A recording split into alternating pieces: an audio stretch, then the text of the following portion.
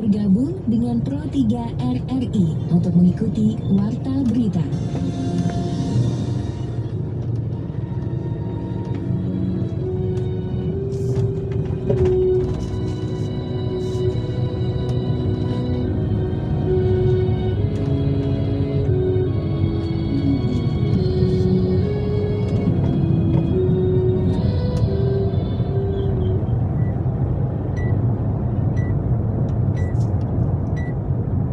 Pukul 7 waktu Indonesia Barat.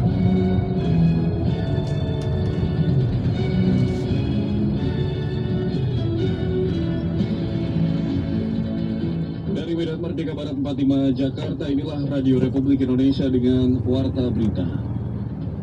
Yang biasanya kita berada di 20-25%, sekarang ini sudah di atas 50%. Contohnya apa? Rumah sakit itu hampir rata-rata penuh. Dan mereka sudah lemah. Karena itu masyarakat tidak perlu takut lagi. Kalau ketemu dengan mereka, silakan lakukan perlawanan. Kita akan dampingi masyarakat tersebut kalau untuk pergi ke kebun, menggiatkan kegiatan ekonomi mereka. Dari berita pagi ini, tingkat keterisian tempat tidur rumah sakit rujukan COVID-19 di Sumatera Utara melampaui nasional. Posisi kelompok Mujahidin Indonesia Timur Poso semakin melemah, masyarakat diminta tidak takut. Inilah warta berita selengkapnya hari Selasa 18 Mei 2021, saya Rify Rustarto. Dan saya Arvin Muhammad.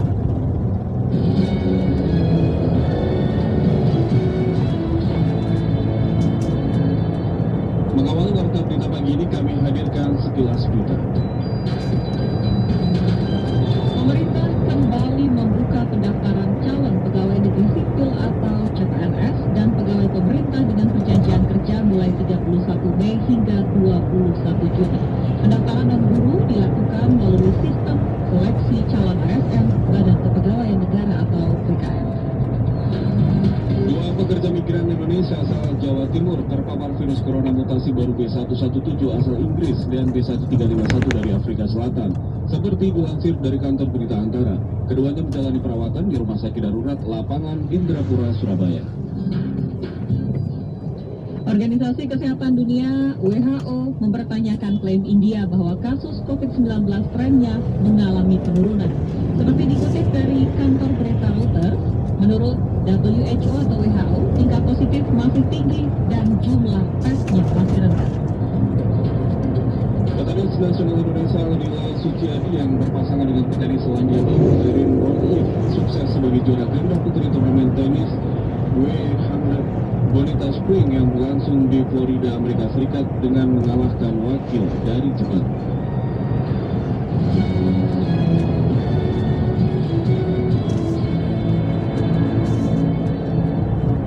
Kita masuk ke berita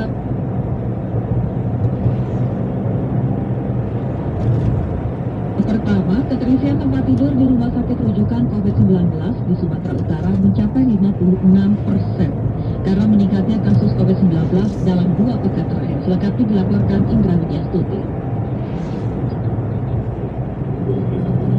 Sekarang ini sudah di atas 50%. Contohnya apa? Rumah sakit itu hampir rata-rata penuh. Bed occupancy rate atau tingkat keterisian tempat tidur rumah sakit di Sumatera Utara saat ini mencapai 56% atau berada di atas bor nasional yang hanya 29%. Hal itu disebabkan meningkatnya kasus COVID-19 di Sumatera Utara dalam 2 pekan terakhir. Untuk mengatasi masalah tersebut, Gubernur Sumatera Utara Edi Rahmayadi meminta rumah sakit, khususnya rumah sakit di Kota Medan, untuk mengalokasikan 30% tempat tidurnya untuk merawat pasien COVID-19. Menurut Edi Rahmayadi, bila setiap rumah sakit mengalokasikan tempat tidurnya sebesar 30%, diyakini ketersediaan tempat tidur untuk perawatan pasien COVID-19 di Sumatera Utara mencukupi. Bor menjadi perhatian khusus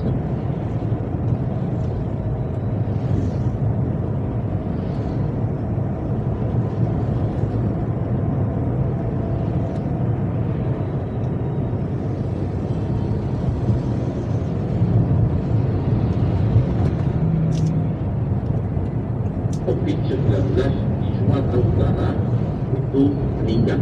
kita 86 orang per hari saat ini. Kemarin itu sudah sampai ke 43 orang per hari. Berarti 2 kali lipat meningkatnya. Kita pernah 192, tapi ini kalau didiamkan, hari per hari naik terus. Ini yang harus kita jaga. Sementara Kapolda Sumatera Utara Irjen Pol Panca Putra Simanjuntak mengatakan, meski operasi Ketupat Toba telah berakhir, namun pihaknya akan melanjutkan dengan kegiatan rutin yang ditingkatkan hingga 24 Mei mendatang. Kita melaksanakan terus pendekatan operasi kepolisian Toba 2020. Ini dilanjutkan sampai dengan tanggal 24. Semua pos digelar yang akan pendekatan dan dipastikan masyarakat yang melintas itu betul-betul sehat. Aturannya harus membawa surat pemeriksaan swab antigen 1 kali 24 jam. Sebelumnya dalam rapat virtual, Presiden RI Joko Widodo meminta Sumatera Utara dan 14 provinsi lain yang tren kasus COVID-19 yang meningkat untuk waspada dengan segera mengambil langkah-langkah yang tepat untuk menurunkan kasus COVID-19 di daerahnya masing-masing. Indra Widyastuti melaporkan.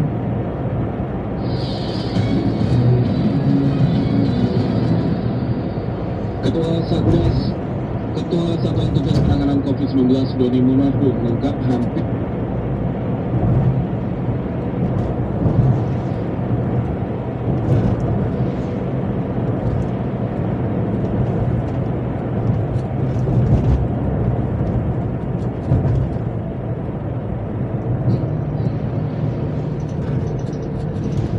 yang perlu kita cermati adalah Pulau Sumatera dalam posisi hampir semuanya berada pada zona orange dan merah yang relatif meningkat selama 1 bulan terakhir ini. Dan kita berharap bahwa kesadaran kolektif dari seluruh komponen masyarakat untuk bisa mengontrol diri masing-masing. Karena yang tahu adalah Bapak Ibu sendiri. Jangan sampai kita menyesali kemudian hari kalau kita tidak bisa melakukan kontrol. Dari pengalaman tahun lalu, usai libur panjang, kasus COVID-19 dipastikan selalu naik, baik kasus aktif, kematian, hingga keterisian tempat tidur di rumah sakit rujukan COVID-19. Oleh sebab itu, pemerintah bekerja keras agar tidak ada lonjakan kasus COVID-19. 2021, Liburan Sehat, Pulihkan Ekonomi. Ya, meski larangan mudik masih berlaku untuk saat ini, pendengar kita juga akan memantau ya seperti apa informasi Lebaran, diawali dengan pantauan di Purboyo, Madiun, Jawa Timur bersama Eka Wulan. Eka. Halo Eka, selamat pagi. Pagi. Iya, silakan informasinya. Ya baik, pendengar, saat ini saya berada di Terminal Purboyo, Kota Madiun. Info Lebaran di H+4 pagi hari ini, situasi di Terminal Purboyo berangsur mengalami peningkatan dibanding kemarin seiring masa larangan mudik berakhir tadi malam Senin 17 Mei 2021. Dan pantauan kami, moda transportasi jarak jauh lintas kota dan juga provinsi ini kembali beroperasi walaupun memang belum sepenuhnya normal. Di Terminal Purboyo tempat kami melaporkan saat ini dapat kami gambarkan bahwa di badan ruang tunggu penumpang bis saat ini ada beberapa penumpang yang masih menunggu kedatangan kereta bis. Sementara untuk bis AKDP atau dalam provinsi yang paling masuk ke terminal hanya 2 armada, sementara untuk bis akap ini belum datang ke Terminal Purboyo. Untuk perusahaan otobus yang sudah mengoperasikan bis itu sejak semalam pukul 00 waktu Indonesia Barat adalah PO Eka Mirati Masentosa atau bis Eka dan bis Mira Tujuan Jakarta Surabaya, maupun PO Selamat Sukma Rahayu atau bis Sumber Selamat dan bis Sugeng Rahayu Tujuan Jakarta Surabaya. Namun tarifnya pada momen Lebaran ini memang mengalami kenaikan yang cukup signifikan sampai 26 Mei nanti. Selebihnya akan diberlakukan tarif normal untuk Madiun Yogyakarta 85.000, sebelumnya Rp50.000. Kemudian Madiun Solo Rp65.000 dan Madiun Surabaya Rp60.000. Demikian informasi dari Terminal Purboyo Kota Madiun, dan sekarang kita ikuti info Lebaran di pos penyekatan Kalijaga Kota Cirebon bersama Alex Sunardi. Alex. Baik, terima kasih rekan Eka. Pendengar, pagi hari ini di pos penyekatan Kalijaga Kota Cirebon arus lalu lintas memang masih cukup ramai lancar, di mana kendaraan roda 2 dan roda 4 berplat nomor luar Cirebon ini masih mendominasi jalanan di Pantura kota Cirebon ini. Sementara untuk pos penyekatan sendiri pagi hari ini sejak pagi memang petugas yang biasanya sudah berjaga di pos penyekatan kota Cirebon pagi hari ini sejak pagi saya memantau tidak ada satupun petugas yang ada di pos penyekatan ini. Padahal pada hari kemarin tanggal 17 pos ini cukup ramai di mana petugas juga melakukan pemeriksaan tes rapid antigen kepada sebagian para pemudik yang melintas di kota Cirebon. Dan pagi hari ini memang tidak ada petugas karena kita tahu bersama memang larangan mudik dari pemerintah sudah berakhir pada pukul 00 tadi malam, walaupun memang ada informasi bahwa operasional pos penyekatan ini akan dilanjutkan, tapi sifatnya hanya pihak kepolisian hanya akan memberikan pengawasan dan pengamanan kepada para pengendara, terutama masyarakat dari arah Jawa Tengah yang akan masuk ke kota Cirebon menuju ke Jakarta dan sekitarnya. Bagi ini, selain dari arah Jawa Tengah menuju Jakarta, juga masih banyak kendaraan plat luar Cirebon yang menuju dari arah Cirebon menuju ke arah Jawa Tengah. Karena memang mungkin mereka memanfaatkan waktu setelah larangan mudik ini berakhir untuk pulang kampung. Baik, informasi yang dapat saya sampaikan dari pos penyekatan Kalijaga Kota Cirebon, Alex Sunardi melaporkan kembali ke Pro 3. Info Lebaran 2021. Lebaran sehat, pulihkan ekonomi.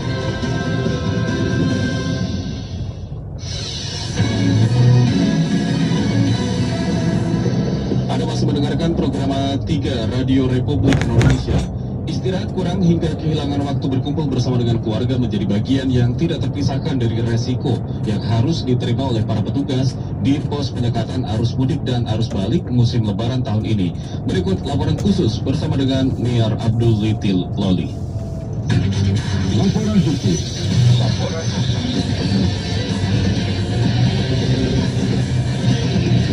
Laporan khusus.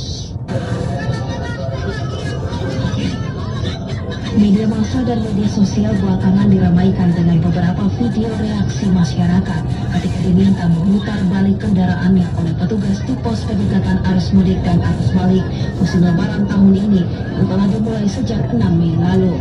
Para pengendara ini tidak sanggup memenuhi persyaratan yang ditetapkan pemerintah terkait pengecualian perjalanan untuk beberapa kelompok masyarakat. Diamuk bahkan dicaci oleh pengendara mungkin hanya satu dari sejumlah problematika yang dihadapi para petugas di lapangan.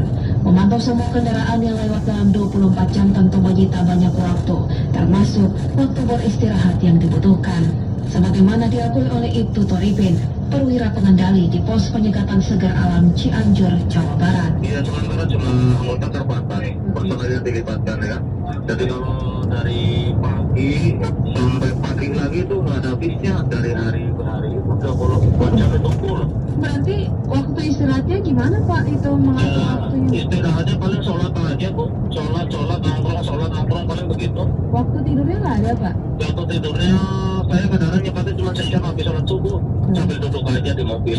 Kepada RRI Toripin menyebut, bukan hanya waktu istirahat, waktu untuk makan pun kadang harus dilakukan Toripin sembari menjalankan tugas. Tidak jarang Toripin makan sambil sesekali melirik ke arah jalanan. Ya, ada kesempatan ini cari makan, kan makan sih saya kira nggak terlalu susah ya, karena di situ banyak warung, tinggal masuk warung saja pesan, kemudian sambil menguasai kegiatan pekerjaan penyekatan, kita dari tempat makan juga bisa dilaksanakan. Selain waktu bagi dirinya, hal yang mungkin terasa berat adalah menjalankan tugas di masa ketika seharusnya ia berkumpul bersama keluarga. Kanit Binmas Polsek Pacet Cipanas ini mengakui sudah beberapa tahun terakhir melewatkan perayaan Idul Fitri di jalanan karena tugas yang diemban. Ini udah berapa tahun saya nggak ketemu Idul Fitri di rumah, di jalan terus. Keluarganya nggak ada yang komplain ya Pak? Nggak ada, biasanya ketemunya ntar udah selesai Idul Fitri, ada kesempatan pulang, saya biasanya pulang dulu. Tapi udah habis selesai Idul Fitri, jadi momen-momen Idul Fitri tetap kita menjalankan tugas di jalanan. Hal serupa juga dialami oleh Adi Mulyana, petugas kesehatan dari Puskesmas Sukaresmi Kabupaten Cianjur.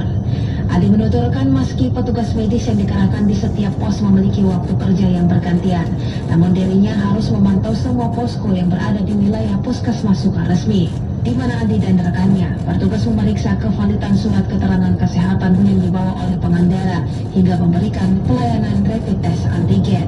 Untuk menjaga Oh, 4 kali. beda-beda orang kan, kecuali saya pribadi saya harus memantau setiap identitasnya. Jadi Pak Adi bertanggung jawab untuk Iya. tanggung jawab lapangan untuk puskesmas Sukaresmi. Iya, Berarti dalam sehari itu ada berapa kali pergantian? 4 kali ya? 3 shift, enggak 3 kali. 3 kali. Baik. Dari pagi sampai jam 4, dari jam 4 sampai jam 10, dari jam 10 sampai pagi.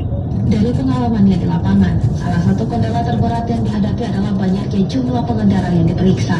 Karena kenyataannya, yang ditemui bukan hanya kendaraan menuju arus mudik, namun mayoritas menuju area wisata. Ya terkenal bingung, sekarang kan janjinya dari pemerintah dilarang mudik, perpadan pengunjung sekarang banyak wisata nggak ada larangan. Jadi akhirnya yang membludak itu justru arus atau kendaraan ke arah area ini ya, area wisata ya? Wisata, iya. Cuma sekarang pengecekan harus yang punya surat antigen aja bisa katanya. Petugas di momen seperti jelang lebaran dengan intensitas jumlah kendaraan yang cukup banyak tidak jarang menyebabkan kecelakaan. Mau tidak mau, Adi dan koleganya juga harus turun tangan untuk melayani masyarakat yang membutuhkan pertolongan. Selama bertugas saya pengalamannya kalau di arah pulang ada yang kecelakaan kita bawa ke rumah sakit terdekat. Jadi dalam perjalanan pulang masih juga ada tugasnya begitu ya Pak ya? Iya, nah itu kan namanya kecelakaan itu kewajiban. Kisah itu Toripin dan Adi Mulyana hanya sepenggal cerita dari ribuan personil gabungan yang saat ini dikerahkan pemerintah pada 381 titik penyekatan di seluruh Indonesia. Penindakan kepada masyarakat di lapangan tentu adalah bagian dari standar operasi yang telah ditetapkan, bukan untuk menyulitkan masyarakat. Sejatinya, para petugas ini hanya menjalankan apa yang menjadi tugas dan tanggung jawab yang diamanatkan kepada mereka. Tidak berlebihan jika masyarakat mengapresiasi ataupun menghormati mereka yang rela meninggalkan keluarga di bulan suci Ramadan dan perayaan Idul Fitri demi menjalankan tugas. Dari Jakarta, Nia Abdul Tiloli, Pro 3 RRI. Iya, apresiasi juga diberikan oleh masyarakat. Salah satunya adalah lewat pernyataan-pernyataan berikut ini. Nama saya Rizky. Kalau dipikir-pikir, kasihan juga sih lihat petugas-petugas ini. Mereka hanya menjalankan tugas dan tanggung jawabnya, tapi harus dianggap masyarakat yang pada dasarnya tidak paham akan aturan atau paham tapi suka melanggar. Semoga para petugas ini tetap sabar dan ikhlas menjalani tanggung jawab yang telah diamanatkan. Nama saya Nur. Menurut saya untuk para petugas yang sedang berjaga di penyekatan, semoga mereka selalu terus bisa menjalankan dan menegakkan peraturan demi menekan rantai penyebaran pandemi COVID-19, dan semoga apa yang mereka lakukan ini bisa diterima di masyarakat dan masyarakat pun mengerti bahwa apa yang mereka lakukan, apa yang mereka jalankan dan mereka tugaskan ini demi kebaikan masyarakat. Nama saya Lutfi. Menurut saya petugas ini patut diberi dukungan moral karena yang mereka jalani adalah pekerjaan dan tanggung jawab mereka. Namun pada akhirnya mereka hanya manusia biasa. Bisa saja mereka lalai karena alasan manusiawi. Tapi jika mereka tetap profesional di tengah banyak tekanan, masa perlu ini patut diapresiasi.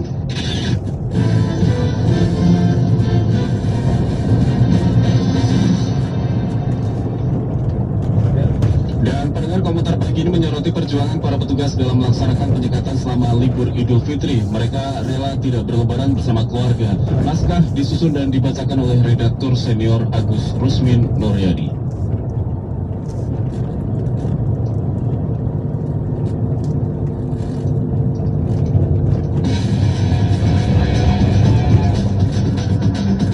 Editorial Pro 3. Selamat pagi. Larangan mudik diberlakukan pemerintah untuk liburan Idul Fitri 1442 Hijriah atau tahun 2021 Masehi. Larangan mudik ini diterapkan pemerintah dalam rangka pencegahan penularan virus corona atau COVID-19. Tidak saja angkutan darat, larangan mudik juga diberlakukan kepada masyarakat yang menggunakan transportasi udara maupun laut. Kepala Korps Lalu Lintas